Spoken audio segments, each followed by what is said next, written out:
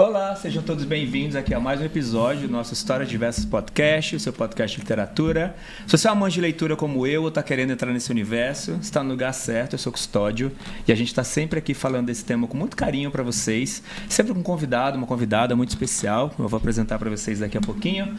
Antes de apresentá-lo, obviamente, queria convidar todo mundo aí a seguir a gente nas redes. Não deixe de assinar o sininho aqui do YouTube para toda vez que tiver episódios como esse, vocês ficarem sabendo aí em primeiríssima mão, tá bom? Bom, nosso convidado de hoje é autor de 8 livros de poemas. Os mais recentes são Luz dos Monstros, Se o Mundo é Redondo e Outros Poemas, Garopaba, Monstro Tubarão e Mesmo Sem Dinheiro Comprei um Skate Novo, livro vencedor do prêmio da PCA. 6 livros de prosa, além deles um livro de contos, ainda Orangotangos, que foi adaptado também para o cinema. E os romances Habitante Real, vencedor do Prêmio Machado de Assis 2012, da Fundação Biblioteca Nacional, lançado também na Alemanha, Portugal, Inglaterra, Estados Unidos e Croácia. O Ano em que Vivi de Literatura, vencedor do Prêmio Açorianos de Literatura 2016, e O Marrom e Amarelo, o livro vencedor do Prêmio Açorianos de Literatura 2020, finalista do International Booker Prize 2022 e vencedor do Prêmio Jabuti de livro brasileiro publicado no exterior em 2023. Haja livro, haja prêmio, haja história e tem muito mais aí que você estava me contando aqui offline, vindo por aí. Seja bem-vindo aqui a Histórias Diversas, Paulo Scott. Muito obrigado. Obrigado, querido. Vamos aí, vamos falar de literatura, do que a gente gosta e tudo. Paulo, só para a gente aquecer aqui o tema, me conta aí um pouquinho como é que a literatura começou para você, começou mais tardiamente, começou mais cedo, como é que chega para você a palavra, a leitura, o texto na sua vida, assim? Olha, eu acho que esse início, ele tem 2 momentos bem importantes. Meus pais trabalhavam fora. Minha mãe trabalhava 8 horas, meu pai trabalhava muito mais que 8 horas, 12 horas, sei lá. E quando a mãe chegava do trabalho, tinha aquela euforia, né? Tinha aquela magia da presença dela na casa.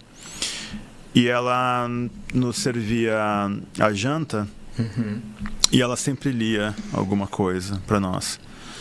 Então, aquele respiro, aquela fabulação na voz da minha mãe era uma coisa perturbadoramente prazerosa, gratificante, preenchia o dia. Era um calor mesmo, assim. Sim. Isso que a gente foi criado também, porque a minha avó, por parte de pai, e a minha tia, que era uma tia solteira, elas moravam conosco, então tinha essa presença da minha avó muito importante, uma avó materna muito importante na minha vida. Mas então tem esse registro, e depois mais adiante, que é um processo bem complexo, demandaria um espaço muito maior de tempo para contextualizá-lo melhor, sabe, Custódio? Sim. Que é a minha timidez e a minha relação com o espaço escolar e a biblioteca como um ambiente convidativo para uma personalidade como a minha, e os como livros, um refúgio também, uma espécie de refúgio, esconderijo. E mesmo depois, já no ensino médio, que eu era, poxa vida, era um atleta, era da seleção do colégio, tinha uma certa popularidade na escola, mesmo nesse contexto, eu ia para a biblioteca ler, sabe? Eu falo, algumas pessoas não gostam quando eu digo isso, mas eu ia meio que me esconder ali. Claro que eu não ia me esconder, entendeu? Eu ia para aquele ambiente que te acolhia melhor, que me tornava né? íntegro, entende? Naquela agitação dos intervalos, etc. Então, eu tenho essa relação com a leitura porque é um espaço que sempre me tornou maior do que eu era, sabe? Minha mãe dizia que eu estava sempre cantarolando alguma coisa, eu estava sempre imaginando coisas, conversando. Eu acho que a literatura, ela ampliou essa conversa. E um detalhe muito importante, eu era uma criança muito agitada e eu era um menino muito gago.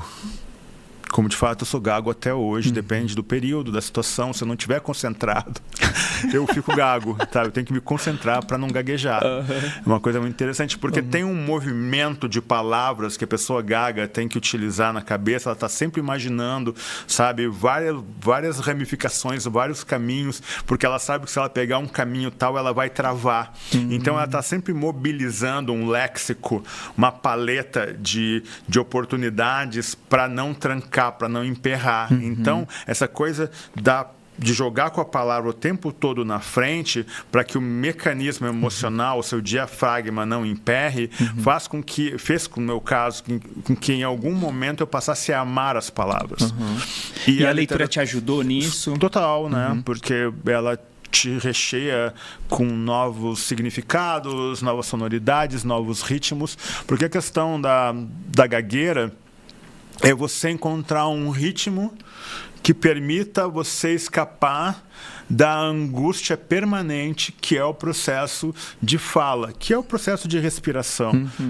Eu, quando tive 28 anos, eu tinha uma vida muito intensa, como de fato eu tenho essa agitação natural, sou uma pessoa que sempre dormiu muito pouco, embora agora, né, perto dos 60, esse contexto tenha mudado um pouco. E essa minha agitação, ela me coloca numa angústia permanente, assim, que acaba afetando a respiração. Em algum momento, aos 28 anos, eu tive uma coisa que mudou muito a minha vida, que foi uma crise de pânico, sabe, Custódio, e esse processo ele me ensinou bastante e eu consegui sair dele pelo afeto das pessoas, mas sobretudo em dois momentos específicos. Conversando com um terapeuta muito bom de Porto Alegre, um psiquiatra muito bom, ele me disse: Paulo, a vida é assim mesmo, tem um segundo que muda a nossa vida para sempre, e você não pode tornar esse segundo irrelevante, não importante. Então você precisa prestar atenção nele, né, e aprender o peso que ele terá na sua vida eternamente. Então não despreze esse momento, sabe? E é um segundo mesmo, E é um segundo, bicho, muda a tua vida. Que eu uso muito isso no marrom e amarelo.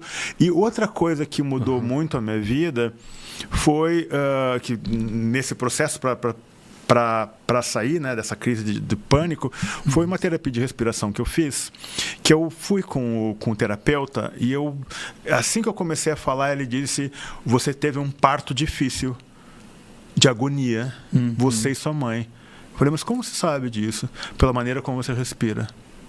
Você estava acomodado, em harmonia, e foi submetido subitamente a um processo de ter de lutar para sobreviver, né? E não matar o corpo que o estava gerando, estava construindo, que era o seu corpo também, né? Foi uma luta sua e da sua mãe. Sim. E de fato foi uma luta por você e por ela, né? Foram 8 horas entre vida e morte. Uau. Entende? Então ele diz: você respira como alguém que estava tranquilo. Então, talvez isso se reflita muito na minha escrita. Eu tenho muito essa coisa do 8 ou 80, sabe? Ou eu estou completamente desligado, assustadoramente desligado das coisas, ou eu estou grudado na jugular do processo, entende? Então eu tenho muito essa característica. E você gosta mais de qual desses momentos? De estar em qual eu gosto mais da paz, evidentemente, né? Mas não sei viver sem essa angústia. E no processo de terapia, né, foram 9 anos de terapia, em algum momento eu entendi, e o meu terapeuta me ajudou muito a entender isso, porque ele é um grande psiquiatra, né? Ele é um analista e psiquiatra. Ele disse: Paulo, se eu te der qualquer remédio, você vai perder isso que te mantém de pé, entende? Porque você, de alguma maneira, você se acomodou, sabe? E você tornou a grande luz da sua vida, que é o processo criativo, que é o que faz você se movimentar, né? Você se integrou a essa angústia. E essa angústia... Na verdade, é a angústia que te move. Ele se tornou meu leitor, enfim, né? E ele disse: essa dicção que você inventou... E ele é um grande leitor de literatura, né? Na época, e talvez ainda hoje muito melhor do que eu. Ele dizia assim: essa dicção única sua, que eu nunca vi em lugar nenhum, ela vem desse martelo, sabe, desse terreno que você loteou dentro da sua angústia. Então você vai ter que avaliar, né, se você quer uma vida mais estabilizada ou se você quer continuar negociando e dialogando, né, com esse processo seu emocional, enfim. Você cria mais, você produz mais nesse processo mais angustiante, caótico, vamos dizer assim? Ou no processo mais calmo, ou quando você está eu entendo ele como... Porque eu o transformei numa normalidade, Custódio, sabe? E não é difícil de entender isso, porque a gente se adapta, né? A gente se adapta às maiores atrocidades. Exato. Né? Nosso processo civilizatório brasileiro está aí para mostrar, a gente normaliza, né, o inferno. Então, as pessoas se adaptam e acho que quando alguém, conversando com uma pessoa uma vez, ela me disse, tá, mas me define numa frase o que é essa tua poesia, de onde você tira ela, e como era uma pessoa muito viajada, assim, muito conectada, sabe? Meio assim, Caio Fernando Abreu, sabe? Super antena com o mundo. Eu disse assim, é bem simples, sabe? E ela gostava muito de música, né? Até tem uma música que está referida no Marrom e Amarelo, porque é uma das minhas bandas que eu mais amo, né? A minha poesia é bem simples, ela é um casamento entre Cocteau Twins e Public Enemy, entende? Imagina a Elizabeth Fraser, né, no exercício mais melódico daquela banda, né? Aquela guitar band que todo mundo amava, né? Com o timbre e a inteligência e a agressividade do Chuck D, sabe? Então é isso. Esse essa conjunto. É a poesia. Quer dizer, uma explicação direcionada para aquela pessoa, né? Enfim, poderia dar mil explicações aqui, né? Mas claramente não nasce e não habita um lugar muito tranquilo, vamos dizer assim, né? Eu não... Ele é de movimento, É claro, né? que isso não pode te dominar, né? No momento eu estou escrevendo 5 livros e isso nunca aconteceu na minha vida, porque é sempre natural estar escrevendo 2, eventualmente 3. Raramente 3. O que já é estranho. Bastante. E atualmente eu estou com 5 grandes projetos. Então isso é bem perturbador. Ontem mesmo estava conversando com o meu editor, porque 2 desses projetos são para acompanhar das letras, e eu estava comentando com ele assim, olha, eu tô te ligando porque a gente tem esse processo, né, de lançamento pro ano que vem do Sanduíche de Anzóis, que é uma coletânea de poemas reescritos e inéditos, que são meus 25 anos de poeta, e a gente está nesse processo de montagem desse livro. Mas eu liguei para ele por outra razão. Eu disse, olha, Marcelo, eu estou realmente em dúvida o que eu tenho de priorizar para vocês, né? Porque os outros, eles estão com a prioridade bem contextualizada, mas os 2 que eu estou escrevendo, eu preciso da tua opinião. O que você acha? E desses 5 que você está escrevendo, você tem datas de entregas deles ou de alguns deles, ou você está numa agenda mais solta, assim? Não, data mesmo, assim, é a tese do doutorado que eu estou considerando o livro, né? Que chama A Ética da Violência Invasora na Literatura Brasileira Contemporânea a partir do romance Cidade de Deus. Eu poderia falar 2 dias sem parar sobre esse livro e sobre esse projeto, porque a América do Canadá ao sul da Argentina, ela é marcada por uma violência inédita no planeta. Ela é inaugurada com a modernidade, ela surge, né, do tráfico massivo de corpos de pessoas do continente africano para cá. Então você funda no extermínio dos indígenas, né? E nesse tráfico de pessoas africanas, né? Uma violência inédita no planeta.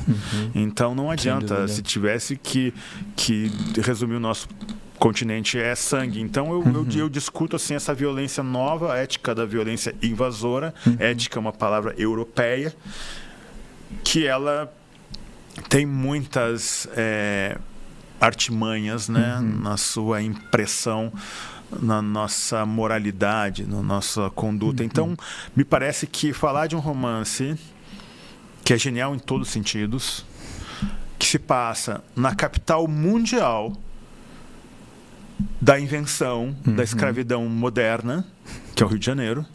Claro que os ingleses, né, do alto da sua perversidade, trataram de tornar isso muito pior. Mas foram os portugueses, no Rio de Janeiro. Claro, tem Salvador, tem outros portos, né? Sim. Mas que tornaram essa maldade um padrão e uma inteligência civilizatória que nos condena e que nos aprisiona, independente da nossa cor de pele, do nosso gênero, da nossa cultura, até hoje, Custódio. E a gente não consegue se livrar disso. E o Brasil, poxa, quem morou fora, quem consegue olhar o Brasil de fora, sabe, entende a singularidade do nosso país e como não é uma sociedade para amadores. Enfim, são processos, né? E você funciona bem? Você dialoga bem com essa questão de datas, quando tem que entregar, negociar prazo, tipo, negociar um livro, tem uma data, 6 meses, 8 meses, 1 ano para escrever, você vai bem nesse aspecto ou você se sente muito pressionado? Como que você dialoga com isso normalmente? Não acredito nesse tempo.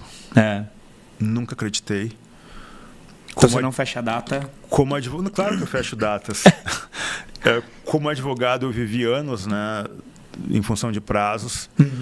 Sim. Mas que também são processos de escrita e criação, mas a literatura está numa outra dimensão. Quando eu assino os contratos, hoje eu tenho 3 com a Companhia das Letras, os outros eu não vou revelar aqui porque não é o caso, mas eu tenho 20 romances rascunhados e todos eles, né, eu acho que a editora não aceitaria se eu dissesse assim, vamos fazer o contrato dos 20, né? Porque eles sabem que eles me conhecem, né? Mas essa coisa, meu caro, eu dou prazo, sim, mas meus livros demoram. O Habitante Irreal, eu assinei ele em 2006, eu acho. Ele foi lançado em 2011.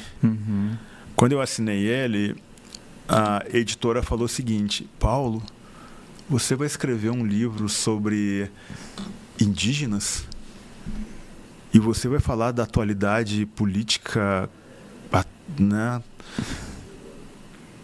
E você vai falar do projeto da esquerda no Brasil, mas isso é estranho, né? E falar de indígenas, enfim. Quando eu lanço o Habitante Irreal, e ele meio que antecipou um pouco, né?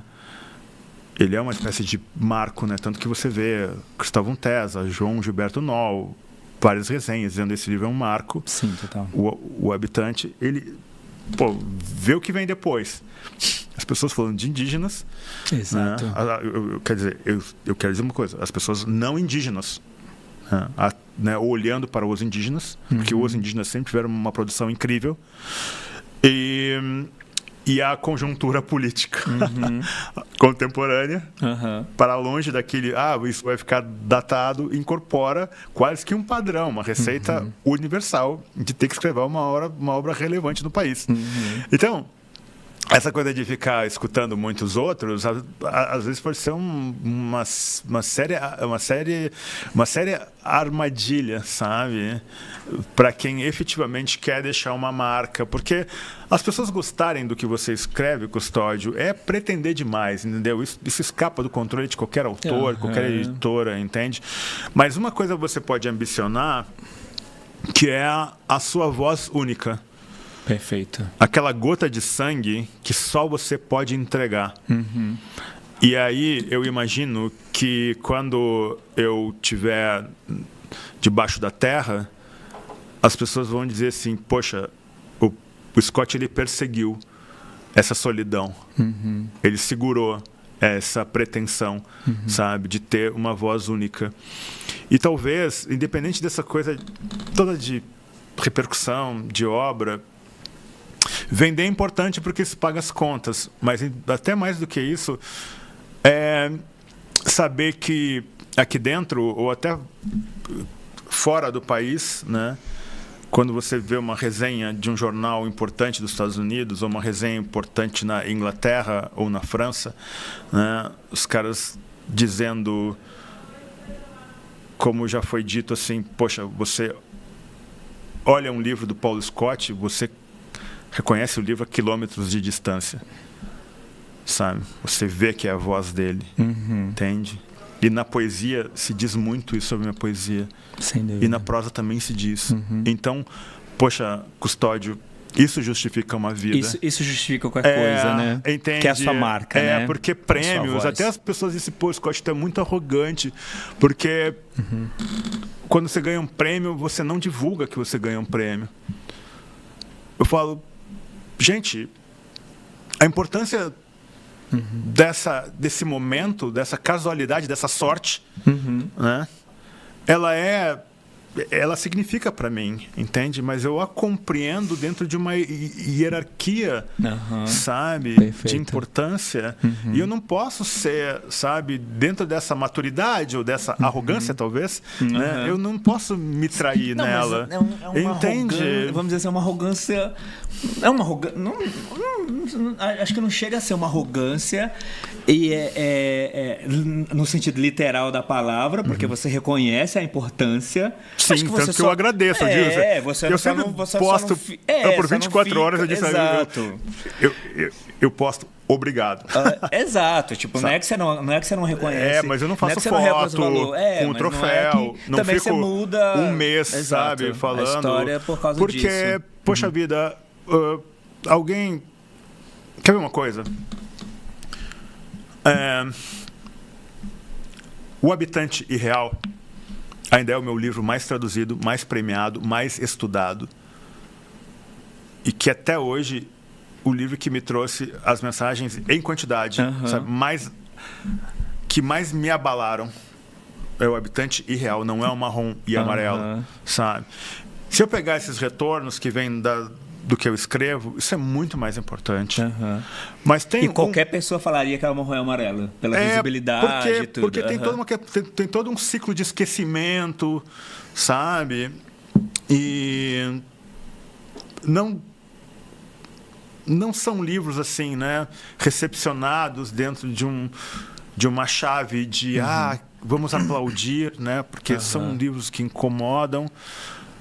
Embora eu tenha ascendência indígena, né? Não tenho cultura indígena. Eu estudei 8 anos sobre esse livro para escrever O Habitante, que ele começa como um roteiro de cinema encomendado. Vê que loucura, né? E eu não me aproximei 1 centímetro da cultura indígena. Eu trabalho com advogados indígenas e eu não consigo me aproximar 1 centímetro, entende? Tamanho é o distanciamento, sabe? Que esse ciclo de opressão, né? Que me oprime tanto quanto oprime uma liderança indígena, a Querechu, de Santa Catarina, que é minha amiga, entende? Mas eu tenho uma distância enorme, sabe, para me integrar nessa cultura, porque tem um abismo. Esses processos, essas conexões, elas são o grande presente, porque a literatura, como diz o Emmanuel Levinas, ela é uma intermediação, sabe, nesse contato, no processo de conseguir olhar no rosto do outro e descobrir uma conexão ética, que só nisso se estabelece. Então, eu acredito muito na força da literatura. Mas, fechando esse parênteses, para encerrar o que eu estava dizendo antes, um registro muito importante foi de uma senhora negra, depois de uma palestra. Eu não peguei o contato dela, queria ter pegado. Ela me disse assim: poxa, muito obrigado por terminar o seu livro da maneira como você terminou. O fim do seu livro é um respeito às pessoas negras. O seu livro, ele deixa em aberto a história deles, porque é uma história que não termina, né? que não termina nem para eles e nem para nós. E eu quero te agradecer por isso, entende? Então, quando as pessoas dizem: Paulo Scott, seus livros não terminam. Como eu sou um romancista que penso com a cabeça de um contista, porque eu acho que o conto é a grande fórmula, entendeu? Sabe? Você sempre termina o conto aquela coisa... Tá... aquela suspensão, entende? Pô, isso é contar com a inteligência do leitor. Quando eu escrevi o Meu Mundo versus Martas, Meu Mundo versus Marta, pro Rafael Sica, eu pensei naquela coisa hermética genial do Rafael Sica, e eu pensei assim, poxa, eu vou realmente apresentar uma obra que pretende, sabe, contar com a inteligência de quem tá lendo. Se você não aceita o jogo, você não vai ver sentido naquilo. Sim. Então, essa questão dos romances acabarem ou não, na minha cabeça, acaba. E tá super bem acabado. Agora, precisa desse engajamento. E essa senhora, ela percebeu que o calorzinho no coração... que ficou na entrelinha do nosso diálogo, esse calorzinho no coração para leitoras e leitores, sobretudo para leitoras e leitores brancos, ou que se acham brancos, né? Já que a questão da raça branca no nosso país é uma coisa muito peculiar. Total. Né? Um país, imagina, colonizado por um continente, né? Um pedaço do planeta colonizado por portugueses e espanhóis. Poxa vida, quem é que disse que portugueses e espanhóis são brancos? Até posso admitir que você encontra um fenótipo mais branco entre os portugueses, mas espanhóis, eles são todos esse caramelo, muito mais acentuado que o meu. Onde é que tem branco na Espanha? Alguém me diz. Mas aqui é branco. Bom, aqui os árabes são brancos. Exato, isso que eu ia falar.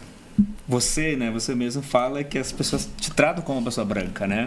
Exatamente. Então, essa questão política de eu me posicionar como um homem negro pela minha formação, uma coisa que a minha mãe nos criou assim, né? Vendo um filhote, um fenótipo negro, né, incontornável, porque o André tem um fenótipo, né? Ele é muito mais escuro que meu pai, né? Embora o cabelo dele não seja tão crespo quanto do meu pai, que o pai é um marrom vermelho, assim. O Dé tem o cabelo crespo, né? E o meu cabelo, essa coisa de mestiço, só quem é mestiço como eu, pra saber. Hoje eu tô com esse cabelo mais de velhinho, assim, sabe? Que ele fica mais lisinho, mais fininho ainda do que ele foi. Mas o meu cabelo, até 40 anos, ele sempre foi bem pichainha aqui na frente. Bem crespo, assim. E super... porque, enfim, eu adoro essa palavra pichainho, eu acho ela bonita, acho ela sonora, eu gosto da palavra. E aquele era super liso, e aquele era encaracolado. Tem uma história três cabelos no cabelo. Três cabelos num só, que o Juan Pablo Villa-Lobos, ele fala isso. Porque o cabelo dele é um pouco assim, claro, não aparenta, mas ele brinca isso, né? No México, ele fala, o cara tinha 3 tipos de cabelo no mesmo... Então, tem essas curiosidades. Eu tenho esse traço indígena muito forte, né? Que eu não tenho pelo no corpo, né? Que o meu avô... negro com indígena e italiano, o pai da minha mãe, e era um homem negro, mais escuro que o meu pai, mas cabelo liso, né? Um liso. Toda essa, então, essa mistura mesmo. Eu tenho essa coisa indígena também. Sim. E, enfim, Paulo, uma busca. E resgatando um pouquinho ali a questão ainda dos prêmios, para entrar num outro assunto, tá? Não pelo prêmio em si. Muitos autores, né? Autores que estão começando e tudo, a gente vê que já tem essa coisa de escrever o primeiro livro, já ser premiado. Às vezes o prêmio está até à frente da própria obra, né? Do próprio texto, muitas vezes. Das oficinas que você tem dado aí, assim, o que você tem sentido disso? O que você tem falado para essas pessoas nesse sentido? O que mais você tem aprendido com elas? Dessas trocas que você está tendo aí com os novos escritores nesse aspecto? Olha, meu caro, tem uma história que eu sempre gosto de contar e as pessoas ficam reproduzindo ela bastante, sem citar nomes. É uma coisa que o Marçal Aquino me disse uma vez. Eu, quando fui finalista de um prêmio a primeira vez, eram 3 finalistas, eu fui lá em Porto Alegre, que é um prêmio bem importante para nós, que é o Açorianos, eu estava aqui em São Paulo com outras pessoas, com o Marçal Aquino, num lugar, e o Marçal Aquino, que é uma pessoa a quem eu devo muito, ele me disse assim: Custódio, Paulo,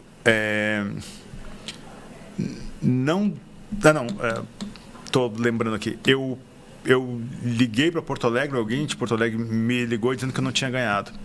E estava uma coisa muito forte, assim, dizendo, poxa, óbvio que ainda Orangotangos vai ganhar esse prêmio, entende? Porque é um livro completamente maluco, insano, etc, né? E tem algumas pessoas, como o Álvaro Marechal, colunista da Folha, que é meu padrinho de casamento, por sinal. Ele disse assim, cara, o teu melhor livro é ainda Orangotangos, porque ser contista é muito mais difícil que ser romancista, né? E o livro é bom. E aí, acabou que eu não ganhei. E aí o Marçal me disse, pá, você tá chateado, né? Eu disse, cara, não tô chateado, eu tô de boa, acho que ter sido finalista já é incrível, sabe? Ele disse, não, você tá porque todo mundo fica. Mas eu nem tava, na verdade, assim, sabe? Aquela coisa, todo mundo, na verdade, todo mundo quer ganhar, né? Acho que é isso claro, que ele quis dizer. Não, é que e toda a cidade dizendo que você vai ganhar, né? Mas ele disse assim, Scott, o importante é escrever, sabe? Senta na frente do computador e escreve. Isso é que importa. Mais nada importa, né? E o Milton Ratum já me disse isso com outras palavras também. Então, são dois mestres que já me disseram isso. Obrigado. E eu imagino que é isso que eu digo para as pessoas, sabe? Que, de alguma maneira, você precisa descobrir o seu lugar nessa conjuntura, nesse universo, e se satisfazer com o processo, independente da repercussão. Perfeito. Você não pode entrar nele, sabe, querendo ser chamado pelo Jô Soares, pelo Bial, entende? Querendo ser capa do segundo caderno, da Ilustrada, sim, sabe? Isso é muito errado. Algumas pessoas queridas, me ocorre agora o nome do Joca Terron, que é um grande amigo, ficam bem... um grande escritor também. Um grande escritor. O Joca Terron foi o cara que mais me inspirou, assim, a querer, sabe? Legal. Ser escritor contemporâneo. Porque eu tinha uma certa, de novo, arrogância, sabe? De achar assim, não, eu escrevo, mas eu não preciso publicar. Né? A ponto de você... Uma coisa maluca, né? A principal revista de literatura de Porto Alegre, eu não tinha nada publicado ainda, eles me propuseram uma matéria de um perfil de 4 páginas e eu disse não, muito obrigado, sabe? Tipo assim, eu não escrevo para ser, imaginando, loucura da cabeça, isso aos 30 anos. E que é o seguinte, quando eu digo assim, poxa, eu já sou feliz, Custódio, por ter pessoas que querem me publicar. Poxa, não consigo imaginar nada mais maravilhoso que isso. Sim. Sabe? Sim, porque quanta gente tem tanta coisa boa e guardada em gaveta e tipo... Eu não conheço um editor que eu não tenha, assim, que eu tenha cruzado pela primeira vez, que não me diga assim, Scott, a gente publica o que você tiver quando quiser, sabe? E na poesia, embora minha poesia não tenha uma repercussão, assim, porque é uma poesia muito hermética, né? Muito estranha, muito do choque ali, né, do ruído, né? Sim. Que está na minha prosa também. Sim. Poxa vida, todos os editores que eu conheço de poesia me convidam para ser publicado por eles. Tanto que eu tenho essa coisa muito forte, né, de não ficar na Companhia das Letras. Eu já tenho esse livro da Companhia das Letras, e eu quero... lancei o diversificar. último. Eu disse isso há muito tempo atrás. Eu não vou repetir livro de poesia na mesma editora. Embora o Sanduíche de Anzóis, que vai sair o ano que vem, que são 25 anos de poesia, poeta, né? de poesia, ele vai sair, claro, no grupo Companhia das Letras, mas vai sair pelo selo Alfaguara, que é uma coisa que o Marcelo Ferroni vem me falando há muito tempo, e eu acho que é muito justo que a casa que recebe a minha prosa, o meu romance, né, tenha um livro de poesia. Perfeito. Então vai ficar uma coisa interessante. Então, poxa, Custódio, com toda a sinceridade, sabe? Independente dessa coisa estar publicado por grandes editoras, sabe? Que faz diferença, sabe? Tanto que o meu livro premiado e que mais vendeu muito bem, é o mesmo Sem Dinheiro Comprei um Skate Novo. Por quê? Porque saiu para uma coleção super importante, respeitada em todo o país, sim, sabe? Com uma máquina por trás, e é um livro que vendeu muito bem, ganhou prêmio, teve uma repercussão, teve muitas resenhas, sabe? Então, faz diferença. Mas ter lançado pela Aboio o Luz dos Monstros é tão importante quanto ter lançado o meu Sem Dinheiro Comprei um Skate Novo pela Companhia das Letras. Porque essa Companhia das Letras, ambicionada, muito, né? Não é a Companhia das Letras que eu gosto, que eu admiro. Não é mesmo essa fabricação do mercado, esse poder, essa impressão importante, não me agrada. Quero distância dela. O que me interessa é a Companhia das Letras do Luiz Schwartz, que quando tem notícia de que vou publicar de graça na internet um livro chamado Mesmo Sem Dinheiro Comprei um Skate Novo, pede para me ligarem dizendo que ele quer ler o livro porque ele quer publicar.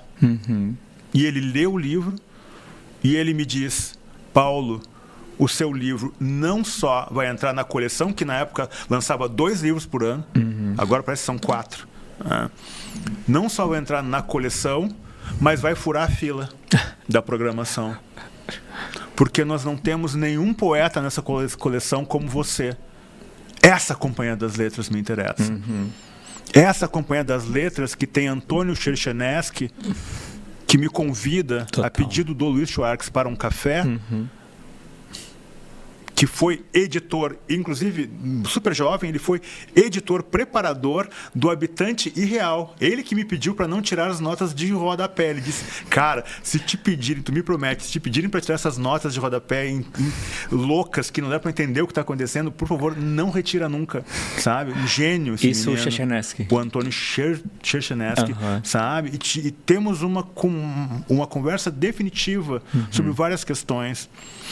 Eu sou da editora Companhia das Letras de Marcelo Ferroni, que é um cara que luta de verdade pela minha estabilidade criativa, entende? Que respeita também. Que respeita.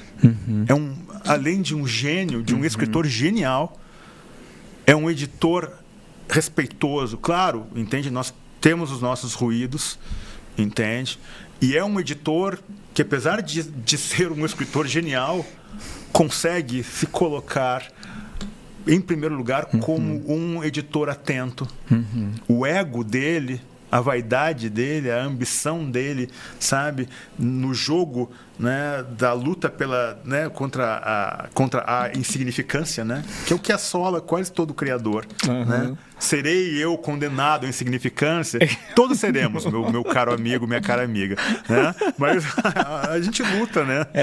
É uma questão de tempo. Questão de tempo. O tempo vai moer todo mundo. É aquela coisa que eu aprendi com Jorge Amado. Eu digo, se uma autora da minha geração ficar daqui a 50 anos, 100 anos, do meu túmulo, estarei feliz. Porque tudo vai desaparecer. Exato. Tudo vai desaparecer. Então, esse jogo é essa Companhia das Letras. Sabe? Porque coisa triste é você conversar com um editor e você ver nos olhos dele a ambição. Sabe? Claro que todo mundo tem ambição de mercado, porque ninguém está brincando. Da editora mais independente, a mais estabilizada, as pessoas precisam sobreviver. A mais comercial, todas estão no mesmo... Precisa vender, precisa impactar, precisa ser comprado. É um business. É um business, não vem, sabe? Exato. Então, mas é essa Companhia das Letras que me interessa, entende? A Companhia das Letras que escolhe essa capa aqui, que Lilia Schwartz vai pessoalmente negociar essa capa. Que eu não queria essa capa, porque as minhas capas eu monto. E eu tinha um outro projeto de capa.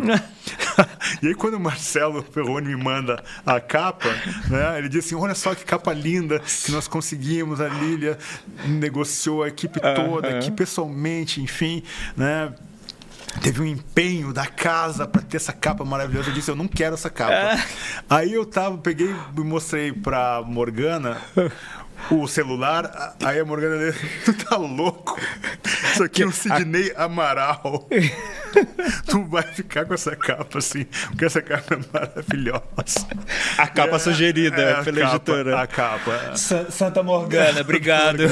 Aí eu fiz uma edição das fontes, falei o seguinte, olha, então vai ficar só as fontes do título, o logo da Alfaguara e mais nada, e atrás só o código de barra, e não vai ter mais nada nessa capa, já que é para ser uma peça, né, plástica, que seja uma peça plástica. Agora tá manchada com essa nova edição que tá saindo agora. Que tá com essa nova que tá com aqui escrito do finalista do Booker Prize.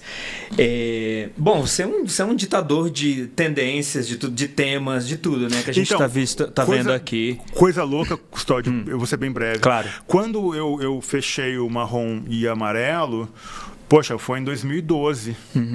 Não estava toda essa conjuntura gerada por Donald Trump, né? Esse protagonismo, né? Também do mercado que dá para as vozes negras, não tinha isso, né? E o Marcelo, ele disse, poxa... Você antecipou muita conversa. Porque eu disse assim, eu quero contar uma história da minha condição de homem negro que tem a pele clara, a partir da minha relação com meu irmão, do meu amor pelo meu irmão.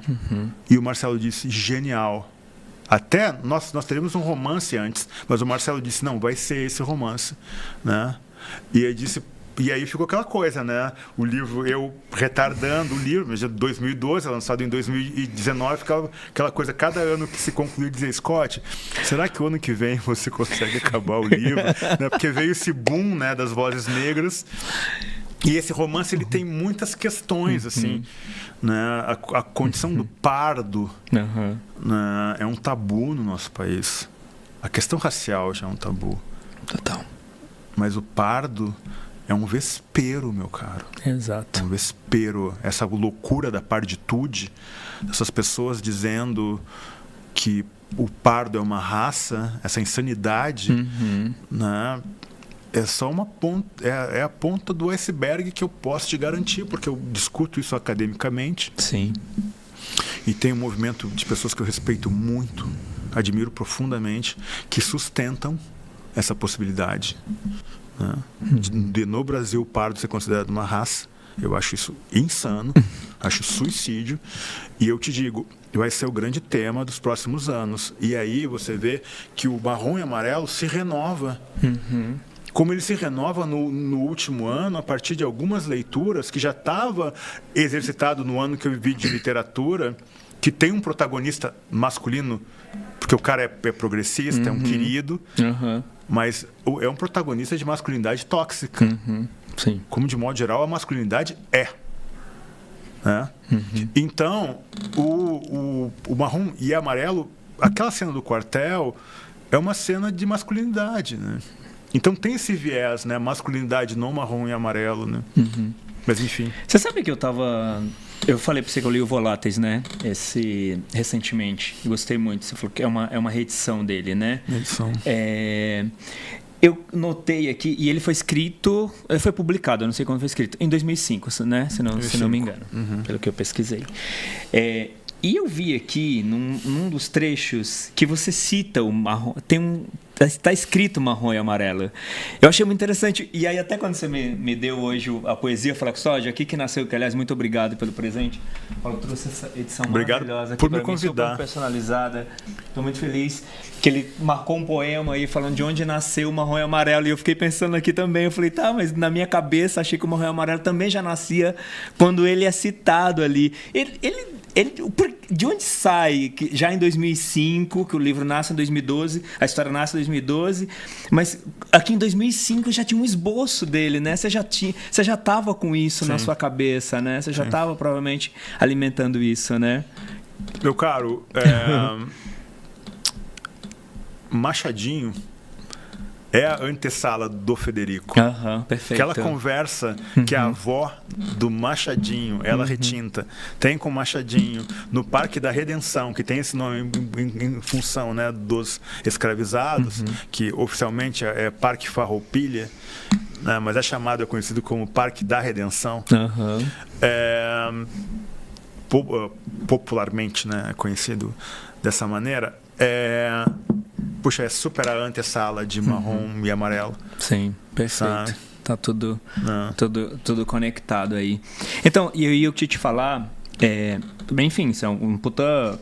É um cara que antecipa tendências. Eu até imagino que tá nesses 5 livros que você está escrevendo aí, o tanto de coisas que eventualmente você tá...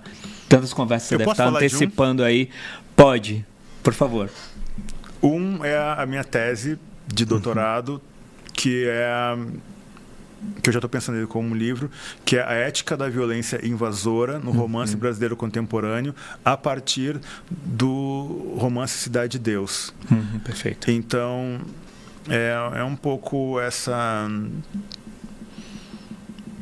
fricção, essa agitação, sabe, Custódio, que é basicamente a dinâmica, né? Para me manter de pé, existindo, entusiasmado, se não uma pessoa feliz, pelo menos não uma pessoa triste, né? Porque uma pessoa infeliz, ela estraga a vida dos outros, né? Então, se eu conseguir me manter longe desse papel, né?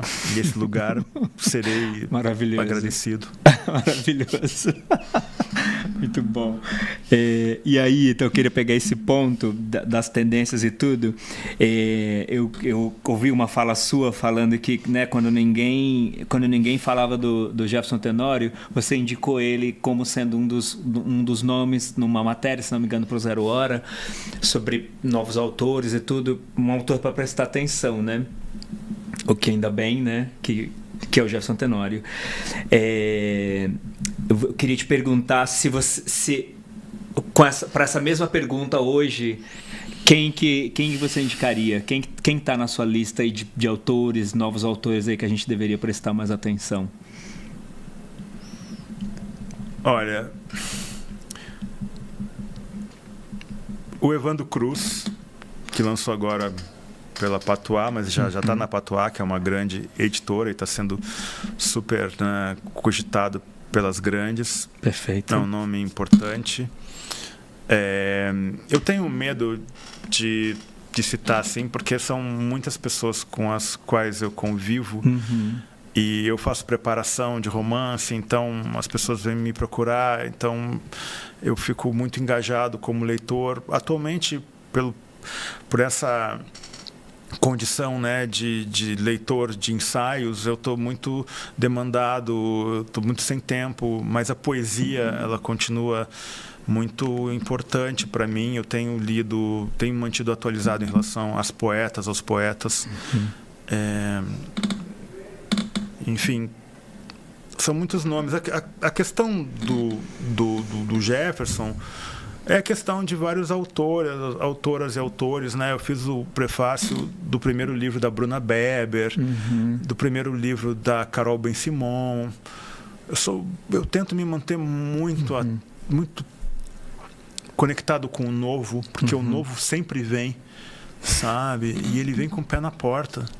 E eventualmente ele desloca o eixo do planeta, sabe? Como foi o caso do Itamar, né? Que eu já conhecia das curtidas, dos comentários dele no meu Facebook, entende?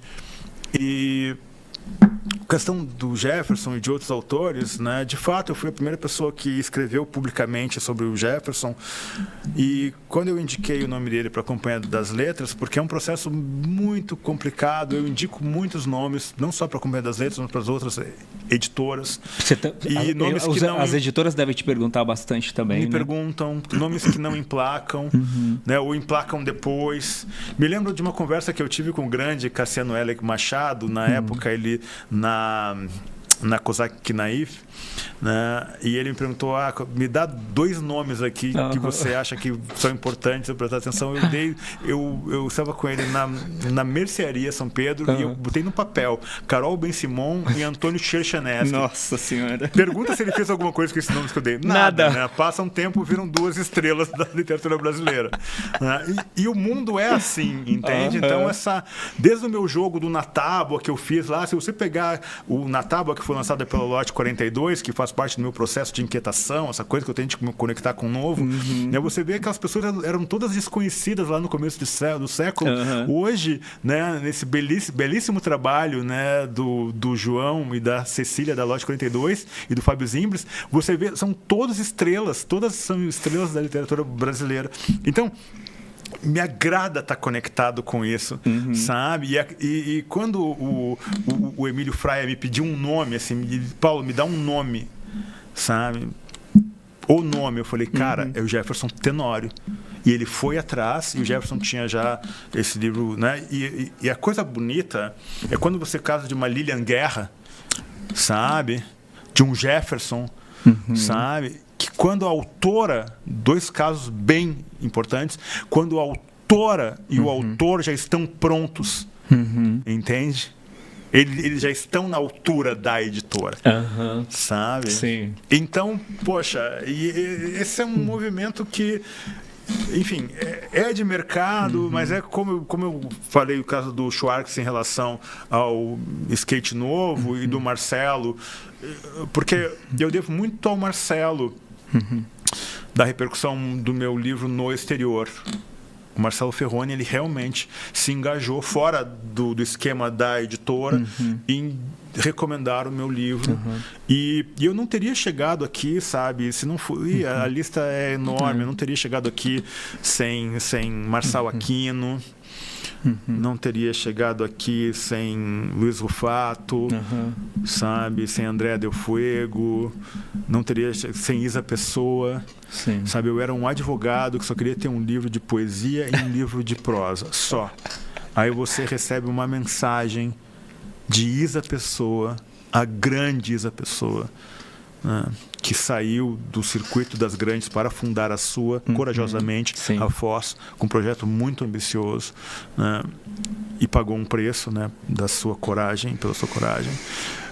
A Isa Pessoa me manda uma mensagem dizendo, olha, Paulo, a gente leu a gente não trabalha com tantos autores nacionais, mas a gente quer passar a trabalhar, e a gente está pesquisando há muito tempo um autor, e o Pedro Veríssimo, né, filho do Fernando Veríssimo, querido amigo, ele nos deu os livros Livros do Mal, e a gente está procurando há muito tempo um autor para ser autor da casa, e a gente está muito impressionado com ainda Orangotangos, e a gente não só quer o seu próximo livro, a gente quer que você seja autor da casa. E veja só, era Objetiva, que foi comprada pela Santilena, virou Alfaguara na prosa, né, né?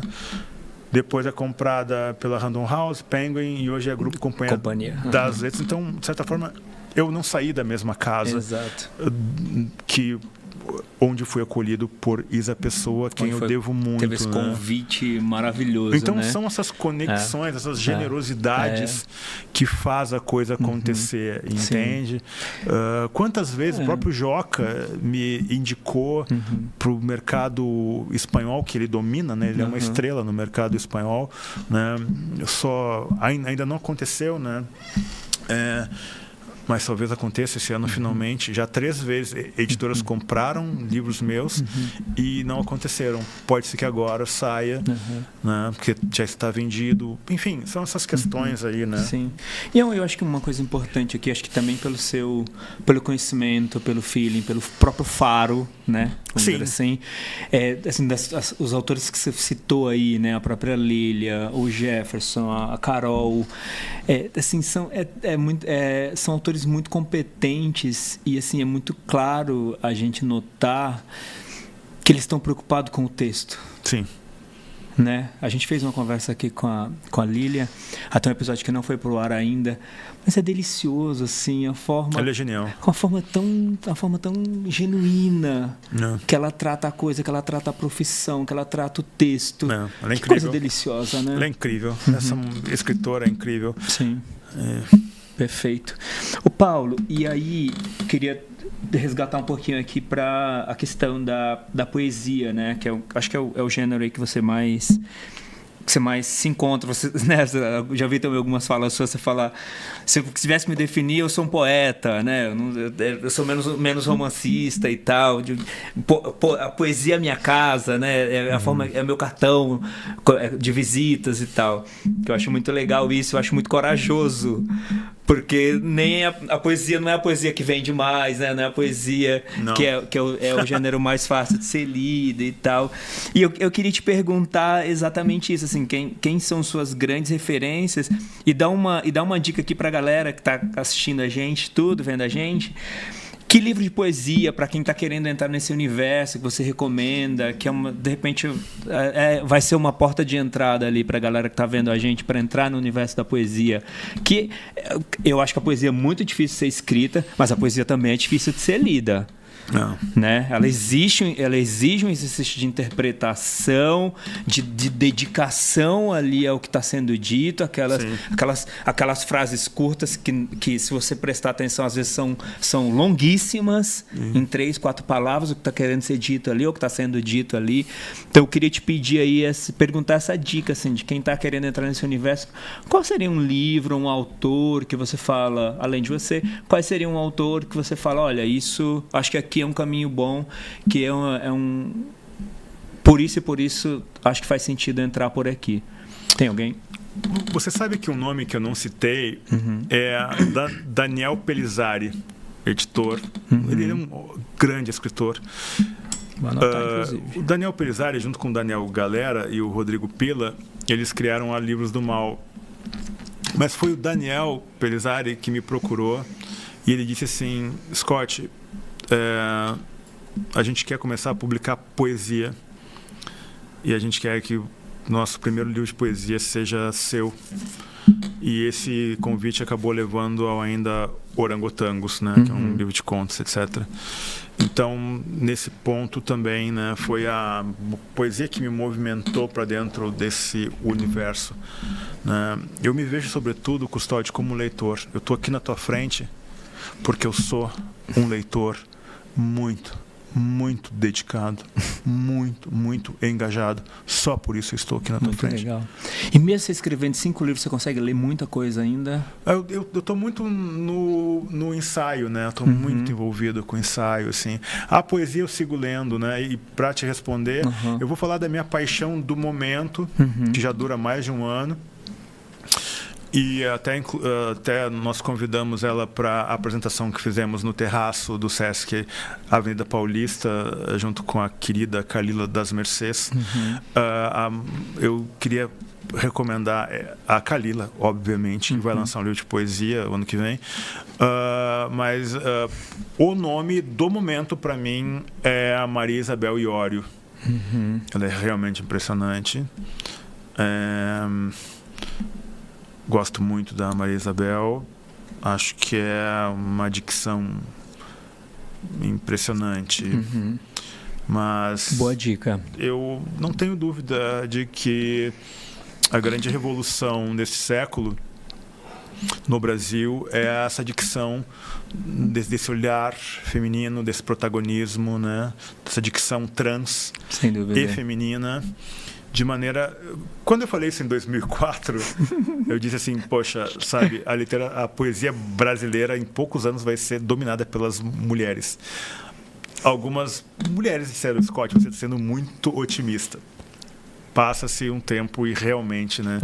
Hoje você tem Paulo Henrique Luísa Romão, né? Imagina. Que está com aquele espetáculo, que é uma coisa linda. Jair Arraes, né? Exato. Você tem... Bom, é importante eu te dizer nesse momento, Custódio, que o livro recente da Bruna Beber é um evento. Maravilhoso.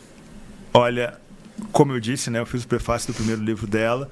A gente tem uma relação de amizade muito sólida. Ela é incrível. Eu chamo ela de estrelinha, ela me chama de estrelão. A gente é muito, muito amigo.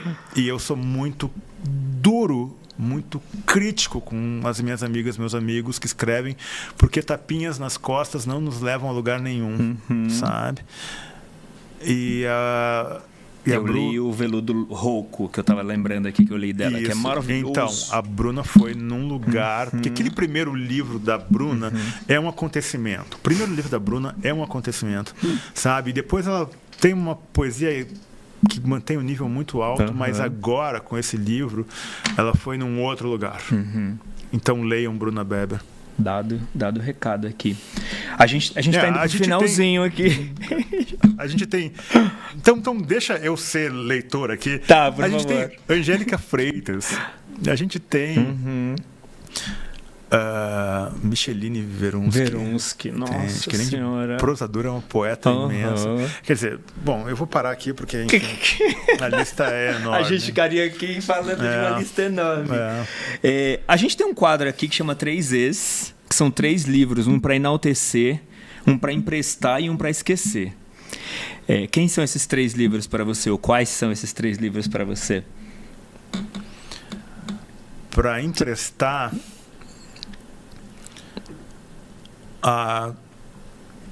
eu emprestaria o meu Água Turva da Morgana, porque eu atesto embaixo, acabei de ler inclusive, né? Eu tenho uma relação... É maravilhoso. Gente, leiam esse livro, por favor. Eu tenho uma relação de afeto muito grande com esse livro, como também tinha com o Poe. Nossa. E eu realmente, sabe... Eu enxergo a singularidade da Morgana. Não tem livro na literatura brasileira com essa composição de 3 personagens femininas nesse contexto que Morgana articulou ali. Não é de graça que a repercussão no exterior desse livro é impactante, né? Sem dúvida. Sobretudo, enfim. Já com propostas para o exterior. Sim, e tudo, né? O livro é incrível. Não, são as grandes editoras do exterior, né? O tema é incrível, a forma como é contada, a forma como os personagens, enfim. Porque Morgana é uma roteirista muito competente, né? Então ela, como a Ana Paula Maia, que é outra imensa, né? Como a Ana Paula Maia, ela sabe contar uma história. Exato. Sabe? Porque quando eu estava falando com pessoas que negociam livros brasileiros no exterior, elas sempre dizem, puxa, o pessoal olha para os livros brasileiros com essa ambição de linguagem e às vezes não tem uma história fechada. E os editores precisam de uma história bem fechada. Então, a Ana Paula Maia e a Morgana são 2 exemplos, né, com Água Turva, o caso da Morgana, de história muito bem redonda, bem montada. E isso também é importante. Sim. Essa trama é importante. Né? Depois... Para enaltecer e para esquecer. A Ética do Spinoza. Definitivo. Absurdo. Você precisa ler isso. Você precisa ler isso. E para esquecer, a Bíblia. Precisamos esquecer a Bíblia. Nas entrelinhas de Levinas, isso está dito muito claramente, assim, né? É preciso abandonar Jesus Cristo, né? Ele não pode ser desculpa para cretinice, para canalice de certos homens. Estou falando seres masculinos que trouxeram o mundo até aqui. Que o mundo fique longe desse Jesus Cristo da guerra, desse Jesus Cristo da Ku Klux Klan, desse Jesus Cristo da extrema-direita, da bancada hegemônica hoje, né, de nosso parlamento, e que seja outra coisa. Sabe que hoje eu acordei com um post da Lilia Schwartz, né, falando sobre um adolescente, né, um adolescente negro, gay, estudante do Bandeirantes, que suicidou-se, né? E deixou escrito num bilhete falando: fizeram chacota de mim por eu ser gay. E ela escreve assim: o suicídio de um adolescente representa no limite o fracasso de toda a sociedade, né? E eu acho que isso sai muito disso aí que você está falando também, né? Quando eu disse na Flip de 2013, em que fui convidado como autor para as mesas principais ali, que a minha geração tinha falhado, as pessoas disseram: não, Scott, você está louco, nossa geração ela é vitoriosa. E isso está no YouTube até. E eu disse: não, minhas caras e meus caros, toda geração falha. E a minha geração, talvez recentemente, tenha sido a geração que mais jurou que não iria falhar, e esse talvez tenha sido o nosso maior erro. Então, me parece que a literatura nos lembra, sabe, Custódio, que somos seres que falham. E isso é muito necessário, isso é muito importante. Sem dúvida. Porque acho que é um lugar onde acho que a gente se admite mais, né? Acho que na vida real a gente se admite pouco. Por mais que a gente reconheça as nossas falhas, os nossos defeitos, o nosso tudo, é difícil a gente admitir, é difícil a gente abrir a boca, é difícil a gente verbalizar isso, né? Às vezes até lá no fundo a gente está reconhecendo, mas falar, igual você falou, não, a nossa geração falhou, é difícil, né? Tem que ter coragem, né? A minha geração foi a antessala pro fascismo, né? Pro novo fascismo brasileiro. Perfeito, queria terminar lendo uma poesia aqui então pra gente... Te agradeço por isso. nessa manhã aqui, vamos terminar, depois dessa conversa gostosa aí, com tanta coisa que a gente falou, com tanto autor novo, que acho que a gente trouxe aqui, que é muito legal assim pra gente, pra mim também, pra todo mundo que tá assistindo a gente. Queria ler um texto seu aqui, uma poesia desse livro Mesmo Sem Dinheiro. Comprei um skate novo, que a gente falou dele aqui, publicado pela Companhia das Letras. Chama Clip Clop. No fundo dos latidos de uma cadela Rottweiler, escutei a água gelada correndo nas torneiras da tua casa, querendo escuridão, e se misturar ao cheiro do teu cabelo e as tuas sardas. Precisei de um ano inteiro para encontrar a enfermidade que me afastasse de ti. E ela veio e se escondeu nos joelhos para que eu não pudesse te acompanhar. E depois trouxe voracidade e solidão. Hoje entendo que só possa haver uma alegria, essa que se mantém no silêncio do tempo, emparedada na dúvida que nutre as orações, no corpo dos pequenos seres, das coisas que resistem sem saber e precisam tanto de nós. Acho que a gente encerra muito bem aqui depois das as últimas coisas que a gente pontua aqui, né? Que assim, a nossa existência, né? Às vezes, tantas vezes a gente faz de uma forma até mais inconsciente, mas o quão ela é necessária, né? Às vezes ela precisa ser verbalizada, às vezes ela só precisa existir, né? Verdade. Então, obrigado. Acho que a gente terminou com esse texto, com essa poesia maravilhosa aí sua, com entre tantas outras, desse livro e de outros, que eu já tive a oportunidade de ler. Queria te agradecer demais, parabenizar pela sua obra, agradecer o papo, na expectativa aí dos seus próximos livros, das suas próximas discussões, dos seus livros sem finais, que nos dizem muito mais, às vezes, quando a gente escreve um final, nos provoca mais. Então, Paulo, eu queria te agradecer demais, de verdade. Sou um grande fã do seu trabalho, como você está vendo aqui. Quero ler muito mais ainda as suas coisas. Que bom que tem muita coisa ainda que eu não li. Eu fico feliz quando eu encontro, me deparo com um autor que tem uma obra extensa e eu vou poupando ali, eu vou lendo aos pouquinhos justamente, e ainda mais sabendo que você está aí produzindo. à tona aí, né? Então, muita coisa ainda que vai por vir ainda para nossa alegria. Queria te agradecer muito aqui, de verdade mesmo.